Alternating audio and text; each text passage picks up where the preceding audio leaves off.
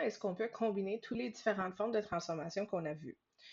Pour assurer qu'on fait tout dans la bonne ordre, on va utiliser l'ordre des opérations. Comment est-ce que ça signifie? Bien, les étirements et les réflexions, peu importe lequel que je commence avec, eux, ils signifient des multiplications. Donc, eux, il faut qu'on les fasse en premier. Toujours en premier, soit étirement ou réflexion, un après l'autre.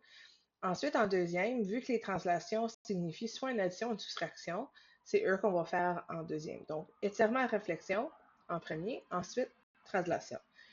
Donc, si on prend le premier exemple avec les graphiques ici, on va voir qu'on a un graphique de valeur absolue standard ici en avant de nous et on veut le transformer pour l'équation qui a été donnée de y est égal à moins 1 demi f de x moins 4.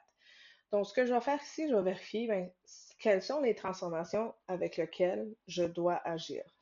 Donc ici, j'ai une réflexion par rapport à l'axe des x, puisque j'ai le négatif en avant du f de x.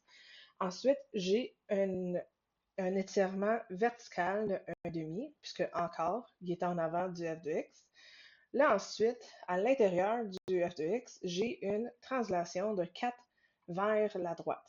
Donc, je dois agir sur le moins et demi en premier et ensuite le moins 4 après. Donc, si je vais faire ça, je vais commencer avec la réflexion. So, j'ai une réflexion par rapport à l'axe des x, ce qui veut dire que je vais avoir un graphique qui va faire ceci. Et ensuite de ça, donc ça c'est ma réflexion juste là. Là après ça, j'ai un étirement de 1 demi. Donc un étirement de 1 demi, c'est-à-dire que les valeurs de x vont rester la même chose, mais les valeurs de y vont réduire de 1 demi. Donc à moins 1, au lieu d'être rendu à 1, je suis rendu à moins 1 demi. À moins 2, au lieu d'être rendu à 2, je vais être rendu à moins 1 et je continue de cette méthode-là. So, ici, je vais aller et je vais bouger mon graphique pour qu'il fasse ça de ce côté-là et même chose de ce côté ici, comme tel. Donc cela, ça signifie mon étirement. Donc là, j'ai fait la réflexion, j'ai fait l'étirement vertical. Là, ensuite, il faut que je fasse la translation horizontale. Donc ici, à cause que j'ai x moins 4, le négatif signifie que la valeur de h est actuellement positive. Donc c'est 4 vers la droite.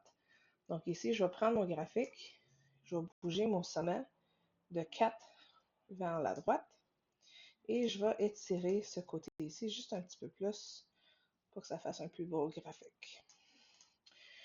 Et voilà comment on va utiliser nos transformations de la bonne ordre pour assurer qu'on finit avec le bon graphique. Donc, quelle transformation est-ce que j'ai utilisée? Bien, en premier, j'ai fait la réflexion par rapport à l'axe des x. Et c'est super important que vous mettiez c'est par rapport à quel axe, puisque ça change complètement le graphique autrement. En deuxième, j'ai travaillé avec un étirement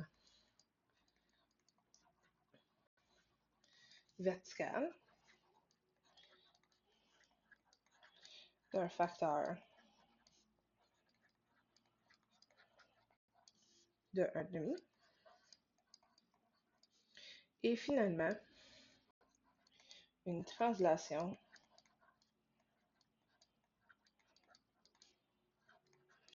horizontale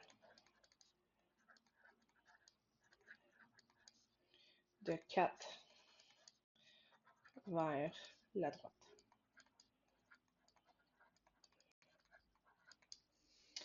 Et voilà comment on combine différentes formes de transformation pour un seul graphique.